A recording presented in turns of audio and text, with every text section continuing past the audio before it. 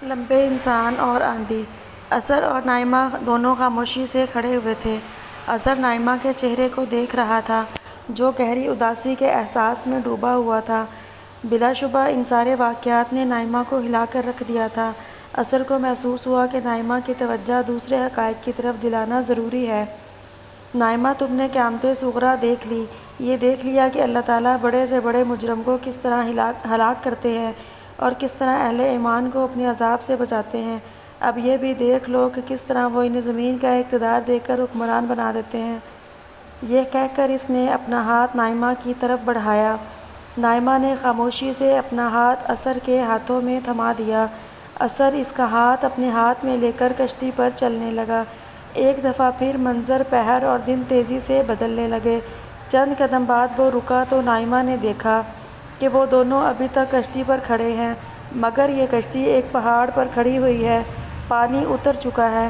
اثر نے ایک سمت اشارہ کرتے ہوئے کہا، دیکھو وہ رہی انسانوں کی نئی بستی۔ یہ انسان مزید بستیاں بنائیں گے۔ نوح علیہ السلام کے 3 بیٹے یعنی سام، حام اور یافت جو ایمان لائے اور ان کے ساتھ کشتی پر سوار ہو گئے تھے، ان سے نوع انسانی کی بڑی نسلیں وجود میں آئیں گی۔ یہ تینوں نئی نسلوں کے سردار ہوں گے۔ اس دنیا میں بھی یہ زمین کے وارث ہوں گے اور آنے والی دنیا میں بھی یہ زمین کے حکمران ہوں گے۔ اور جرہم اور ان کی بیوی، جرہم کی بیوی پھر امید سے ہے۔ اس دفعہ اس کے ہاں اولاد نرینہ ہوگی جس سے ایک بڑا قبیلہ وجود میں آئے گا۔ جرہم بھی اپنے قبیلے کا سردار ہوگا۔ یہ کمزور اور ضعیف اہل ایمان جنہیں ان کی بستی کے لوگ حقیر اور ذلیل سمجھتے تھے، اب بڑے طاقت اور قبیلوں کے سردار بنیں گے۔ یہی نہیں، ان کی نیکیوں اور ایمان کا پھل ان کی اولادیں بھی کھائیں گی۔ حام کی نسل افریقہ کو آباد کرے گی۔ ان میں عظیم تہذیبیں اور سلطنتیں وجود میں آئیں گی۔ پھر سامی نسلیں دنیا پر حکومت کریں گی۔ یہ مشرق وسطیٰ میں آباد ہوں گے۔ ان میں عظیم تہذیبیں اور عظیم پیغمبر پیدا ہوں گے۔ آخری زمانے میں یافت کی نسلیں دنیا پر حکومت کریں گی۔ اس کے بعد قیامت آئے گی اور صالحین کے ہاتھ میں دنیا کا اقتدار ہمیشہ ہمیشہ کے لیے دے دیا جائے گا۔ کتنی عجیب بات ہے یہ، کتنی ناقابل یقین لگتی ہے یہ داستان۔ کل تک جو لوگ پس رہے تھے وہ آج کے بادشاہ ہوں گے۔ یہ تو دیکھتے ہی دیکھتے معجزہ ہو گیا، نائمہ نے تعجب آمیز لہجے میں کہا۔ تو اثر نے جواب دیا، تمہارے لیے دیکھتے ہی دیکھتے ہوا ہے، مگر حضرت نوح علیہ السلام سے پوچھو جو 950 برس تک لوگوں کو اللہ کی طرف بلاتے رہے ہیں۔ ہاں تم نے ٹھیک کہا، مگر 950 برس بھی تو گزر ہی گئے۔ کتنے دھوکے میں رہے وہ لوگ جنہوں نے سچائی کا انکار کر دیا تھا۔ چلو اچھا ہوا نائمہ، اب وہ زبان بولنے لگی ہو جو اس کے رب کو پسند ہے۔ اللہ تعالیٰ یہی تو کہتے ہیں کہ یہ دنیا دھوکے کے سوا کچھ نہیں ہے۔ نائمہ نے اعتراف میں سر جھکاتے ہوئے کہا، ہاں اب یہ بات میری سمجھ میں آ گئی ہے۔ تو یہ بھی سمجھ لو کہ یہ معجزہ قیامت کے آنے اور خدا کے وجود کا سب سے بڑا ثبوت ہے۔ خدا رسول کی زبان سے نہ صرف سچ سامنے لاتا ہے بلکہ اس سچائی کا ناقابل تردید ثبوت قائم کر دیتا ہے کہ کوئی کبھی اس کا انکار کر ہی نہیں سکتا۔ رسول کے نہ ماننے والوں کو دنیا ہی میں سزا دے کر اور ماننے والوں کو بچا کر خدا یہ بتا دیتا ہے کہ وہ ایک زندہ جاوید حقیقت ہے۔ پھر یہ سزا اور جزا اس بات کا ثبوت بن جاتی ہے کہ پیغمبروں کی بات اگر دنیا میں سچ ثابت ہوئی تو آخرت میں بھی ہوگی۔ دنیا میں سزا اور جزا ہوئی ہے تو آخرت میں بھی ہوگی۔ اپنی سچائی پر یہ اعتماد پیغمبروں کو پہلے دن سے ہوتا ہے۔ اسی اعتماد کے سہارے وہ تنہا پوری دنیا سے ٹکرا جاتے ہیں۔ انہیں یقین ہوتا ہے کہ مالک کائنات انہیں بچا لے گی۔ اثر بول رہا تھا اور نائمہ یکجوئی سے اس کی بات سن رہی تھی۔ تم نے دیکھا تھا کہ حضرت نوح علیہ السلام نے تنہا ہونے کے باوجود کس طرح کفار کو چیلنج دیا تھا۔ ہر رسول اسی چیلنج کے ساتھ آتا ہے۔ ساری زندگی وہ چیلنج دیتا رہتا ہے، عذاب کی دھمکی دیتا ہے، مگر کفار اس کا بال تک بھی نہیں کر پاتے۔ تم حضرت نوح علیہ السلام کی دعا میں سن چکی ہو کہ ان لوگوں نے ان کے خلاف طرح طرح کی چالیں چلیں، مگر وہ اپنی عزائم میں اس لیے کامیاب نہیں ہو سکے کہ رسول اللہ صلی اللہ علیہ وآلہ وسلم کے پیچھے اللہ تعالیٰ کھڑے ہوتے ہیں۔ یاد رکھو، جس وقت رسول آتا ہے وہ وقت انسانی تاریخ کا اہم ترین وقت ہوتا ہے۔ آسمان سے زمین تک خصوصی فرشتے تعینات ہوتے ہیں۔ وہ فرشتے وحی کی بھی حفاظت کرتے ہیں اور صاحب وحی کی بھی۔ اور یہ وقت تم ہی ہو، یعنی العصر، وہی عصر جس کی قرآن میں قسم کھائی گئی ہے۔ ہاں، میں وہی عصر ہوں، میں وہی زمانہ ہوں جس کی قسم کھائی گئی ہے۔ اور اب غالباً تمہیں سورۃ العصر کا مطلب سمجھ میں آ گیا ہوگا۔ کیوں اللہ میری یعنی رسولوں کے زمانے کی قسم کھا کر یہ کہتے ہیں کہ انسان بڑے خسارے میں پڑ کر رہیں گے؟ تم نے دیکھ لیا کہ قوم نوح علیہ السلام کے سردار خسارے میں پڑ کر رہے، سوائے ان اہل ایمان کے جو عمل صالح کرتے رہے، حق کی تلقین اور صبر کی تاکید کرتے رہے۔ سام، حام، یاسف، جرہم اور ان کی بیویوں کی طرح۔ نائمہ کو ایسے لگا جیسے آسمان سے زمین تک نور پھیل گیا ہے۔ قرآن مجید کی سچائی اس طرح اس کے سامنے آئی تھی کہ وہ سوچ بھی نہیں سکتی تھی۔ وہ بے اختیار سجدے میں گر گئی، پھر وہ اٹھی، اس کی آنکھوں سے آنسو بہہ رہے تھے۔ وہ بولی، کتنا سچا ہے رب کا کلام، کاش کوئی مجھے پہلے اس طرح سمجھا دیتا تو میں کب کی ایمان لا چکی ہوتی۔ چلو اب تو سمجھ میں آ گیا۔ ہاں، نہ صرف سمجھ میں آ گیا بلکہ یہ بھی معلوم ہو گیا کہ رسولوں کا خود زمانہ خدا اور قیامت کا سب سے بڑا ثبوت ہے۔ وہ ثبوت اس وقت میرے سامنے ہے۔ نائمہ نے نیچے موجود بستی کی طرف دیکھتے ہوئے کہا، جہاں قوم نوح علیہ السلام کے مسکین لوگ اب سردار کی حیثیت میں موجود تھے۔ لہلہاتی ہوئی فصلیں ان پر خدا کی رحمت و برکت کا ثبوت تھیں۔ ان کی بیوی بچے ان کی آنکھوں کی ٹھنڈک بن کر ان کے سامنے موجود تھے۔ نائمہ کی بات سن کر اثر نے کہا، مگر نائمہ۔ اثر نے اپنا جملہ پورا نہیں کیا بلکہ ایک افسردہ مسکراہٹ کے ساتھ خاموش ہو گیا۔ مگر کیا؟ نائمہ نے پوچھا۔ مگر یہ کہ ایک دفعہ پھر انسان نعمتیں پا کر رب کو بھول جائیں گے۔ ان کی یہی نسلیں خدائی سزا و جزا کی اس تاریخی واقعے کو بھول جائیں گی۔ وقت کے ساتھ ساتھ یہ قیامت صغری تاریخ کا حصہ بن جائے گی۔ لوگ اسے بس ایک طوفان کے طور پر یاد رکھیں گے اور بھول جائیں گے اصل میں کیا ہوا تھا۔ شیطان انہیں گمراہ کر دے گا۔ یہ شرک کریں گے، بت پرستی کریں گے، ظلم اور فساد برپا کر دیں گے۔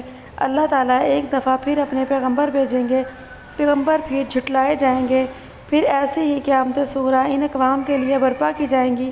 وہ کون سی اقوام ہیں؟ ان گنت قومیں ہیں جہاں پر رسول آئے اور پھر دنیا ہی میں سزا و جزا برپا ہو گئی۔ مگر چونکہ تم مسلمان ہو اس لیے صرف ان اقوام کے ادوار میں لے چلتا ہوں جو قرآن مجید میں بیان ہوئے ہیں۔ سو پہلے ہم کہاں جائیں گے؟ ہم تمہارے زمانے کے سعودی عرب کے جنوبی علاقے کی طرف جائیں گے۔ وہاں اب تو ایک بے آب گیا اور وسیع و عریض ہیبت ناک صحرا کے سوا اور کچھ نہیں۔ مگر قوم عاد کے زمانے میں وہ ایک سرسبز و شاداب علاقہ تھا۔ نائمہ اپنے وسیع مطالعے کی بنا پر جغرافیے اور تاریخ سے بھی کچھ نہ کچھ واقف تھی، اس لیے حیرت اور استعجاب کے ساتھ عالم میں بولی، اچھا میں نے تو پڑھا تھا کہ یہ ایک بڑی طاقتور قوم تھی۔ ہاں، اور اب تم اپنی آنکھوں سے دیکھو گی کہ ان طاقتوروں کے ساتھ کیا ہوا۔ نائمہ نے اپنی زندگی میں اتنا طاقتور اور طویل القامت شخص نہیں دیکھا تھا۔ وہ شخص باغ میں کھڑا درختوں سے پھل توڑ رہا تھا، مگر اس مقصد کے لیے نہ اسے درختوں پر چڑھنے کی حاجت محسوس ہوئی تھی، نہ ہاتھ میں کوئی ڈنڈا لے کر اسے پھل گرانے کی ضرورت سی۔ پتھر مار کر پھل گرانے کا تو سوال ہی پیدا نہ ہوا تھا۔ اس نے تو بس ہاتھ بڑھایا اور درخت سے پھل توڑ لیا۔ نائمہ اگر اپنے زمانے میں پائے جانے والے استثنائی طور پر لمبے لوگ نہ دیکھ چکی ہوتی تو کبھی اس بات پر یقین نہیں کرتی کہ کوئی شخص اتنا لمبا بھی ہو سکتا ہے۔ نائمہ اس وقت اثر کے ساتھ قوم عاد کے علاقے میں کھڑی تھی۔ موجودہ عرب کے انتہائی ہیبت ناک صحرا کے مقابلے میں یہ ایک سرسبز و شاداب علاقہ تھا۔ یہ دونوں اس وقت اس علاقے کے مرکزی بستی سے باہر ایک باغ میں کھڑے تھے۔ اثر نے اسے براہ راست بستی میں لے جانے کی بجائے بستی سے باہر رکھا تھا۔ یہاں باغوں کا ایک طویل سلسلہ تھا، جگہ جگہ چشمے پھوٹ رہے تھے اور نہریں بہہ رہی تھیں۔ پانی کی یہی فراوانی تھی جس نے اس علاقے کو گل و گلزار بنا رکھا تھا۔ نائمہ یہ رونق اور شادابی دیکھتی جا رہی تھی اور اثر تفصیل کے ساتھ نائمہ کو قوم عاد کا پس منظر بتا رہا تھا۔ اثر نے اسے بتایا کہ قوم عاد بلکہ عرب کی کم و بیش تمام اقوام ہی حضرت نوح علیہ السلام کے بیٹے سام کی اولاد میں سے تھے، اس لیے ان کو سامی اقوام کہا جاتا ہے۔ قوم عاد سام کے بیٹے ارم اولاد میں سے تھے، جو آہستہ آہستہ زمانہ قبل از تاریخ کی ایک بہت بڑی اور طاقتور قوم بن چکے تھے۔ طاقت، رفاہیت اور خوشحالی آنے کے بعد انہیں اپنے رب کا شکر گزار بننا چاہیے تھا، مگر ان کی بجائے یہ سرکش اور جبار بن گئے۔ ایک طرف شرک اور بت پرستی ان کے ہاں عروج پر پہنچ گئی تو دوسری طرف ظلم و سرکشی اور کمزوروں کے ساتھ زیادتی ان کا معمول تھی۔ مال و دولت کی کثرت اور جسمانی طاقت کی برتری کی بنا پر ان کا پسندیدہ مشغلہ یہ تھا کہ اونچی اونچی عمارات تعمیر کرنا۔ اثر کی بات سن کر نائمہ نے کہا، میں نے تو کہیں پڑھا تھا کہ عمارتوں میں ستونوں کا استعمال سب سے پہلے انہوں نے کیا تھا۔ اثر نے اس کی بات کی تصدیق کرتے ہوئے کہا، ہاں تم نے ٹھیک کہا، دنیا میں ستونوں کی مدد سے اونچی اونچی عمارات بنانے کا فن سب سے پہلے انہوں نے ہی ایجاد کیا تھا، جس کی مدد سے بلند جگہوں پر اپنے فن تعمیر کی علامت کے طور پر شاندار تعمیرات اور اپنے لیے عالی شان محلات بنا کر رہا کرتے تھے۔ صحت اور جسمانی قوت کی بنا پر بیماریاں کم تھیں، اس لیے آبادی بھی خوب پھل پھول رہی تھی۔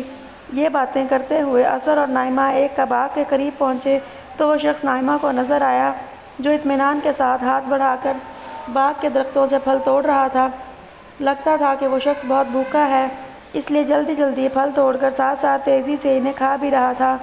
مگر اس کی جلدی کا ایک اور سبب بھی تھا جو تھوڑی ہی دیر میں نائمہ کو معلوم ہو گیا۔ یہ باغ اس شخص کا نہیں تھا بلکہ باغ کا مالک کوئی اور تھا اور وہ شخص پھل چرا کر کھا رہا تھا۔ یہ بات نائمہ پر ایسے واضح ہوئی کہ اچانک باغ سے ایسے ہی قد و قامت کے 2-3 لوگ نکلے اور تیزی سے شخص کے پیچھے دوڑے۔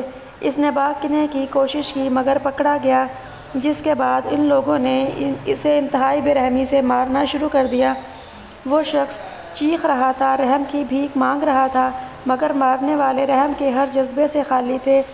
وہ شخص بری طرح زخمی ہو کر زمین پر گر چکا تھا اور تھوڑی دیر میں اس میں چیخنے کی سخت بھی ختم ہو گئی، مگر باغ والوں کا غصہ کم نہیں ہوا۔ وہ اس کے بعد بھی اسے مارتے رہے یہاں تک کہ وہ بالکل بے حس و حرکت ہو گیا۔ نائمہ سمجھ گئی کہ وہ شخص بے ہوش ہو چکا ہے۔ اسے خیال ہوا کہ اب یہ اسے چھوڑ دیں گے کیونکہ اب وہ تینوں اسے چھوڑ کر پیچھے ہٹ چکے تھے۔ مگر پھر نائمہ نے وہ منظر دیکھا جس نے اسے ہلا کر رکھ دیا۔ ان تینوں میں سے ایک شخص نے قریب پڑا ایک بہت بھاری پتھر اٹھایا اور اس سے پھل توڑنے والے کا سر کچل ڈالا۔ یہ دہشت ناک منظر دیکھ کر نائمہ لرز اٹھی اور بے اختیار اس طرف اپنی پشت کر لی۔ پھر لرزتی ہوئی زبان سے اثر سے بولی، یہاں سے فوراً چلو۔ اثر نے اس کا ہاتھ تھاما اور آگے بڑھ گیا۔ نائمہ کا چہرہ شدت جذبات سے سرخ ہو رہا تھا، اس کی سسکیاں بندھی ہوئی تھیں اور ایسا لگتا تھا کہ وہ بھی چیخ چیخ کر رونا شروع کر دے گی۔ اس نے سوچا بھی نہیں تھا کہ صرف پھل توڑنے کے جرم میں کسی کو اس بے رحمی سے ہلاک کیا جا سکتا ہے۔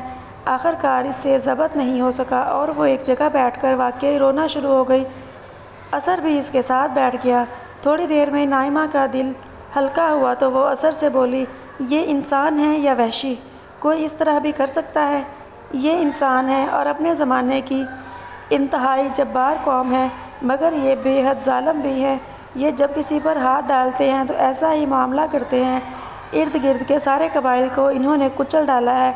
اپنی قوم کے کمزور بھی ان کے ظلم سے محفوظ نہیں ہے تو کوئی انہیں سمجھاتا نہیں۔ کون سمجھائے گا؟ ایک طرف امراء ہے جنہیں اپنے عیش و عشرت سے فرصت نہیں، معاشرے کے خیر و شر سے انہیں کیا دلچسپی ہو سکتی ہے۔ دوسری طرف مذہبی پیشوا ہیں، انہوں نے اخلاقی اقدار کی ترویج کی بجائے بت پرستی کو کاروبار بنا لیا ہے۔ امراء سے نذرانے لے کر ان کے ہر ظلم و ستم کو سند جواز عطا کر دینا ان کا کام ہے۔ یہ کچھ بھی کر لیں، اس کے بعد جا کر اپنے جھوٹے معبودوں کے سامنے سر جھکا دیتے ہیں، مذہبی پیشواؤں کو نذرانے پیش کر دیتے ہیں۔ اس طرح ان کے دل پر کوئی بوجھ نہیں رہتا۔ اثر نے معاشرے کا نقشہ کھینچتے ہوئے کہا، مگر اب حضرت ہود علیہ السلام کی بعثت ہو چکی ہے، اللہ تعالیٰ نے اس قوم کی عدالت لگا دی ہے۔ پروردگار عالم کے یہ جلیل القدر رسول اپنی قوم میں دعوت و تبلیغ کا کام شروع کر چکے ہیں۔ ان کا پہلا ہدف شرک اور مذہبی پیشوائیت ہے، ساتھ ہی وہ قوم کے ظلم و ستم، عیاشی اور بدکاری پر بھی توجہ دلا رہے ہیں۔ تو پھر قوم نے کیا جواب دیا؟ آؤ اپنی آنکھوں سے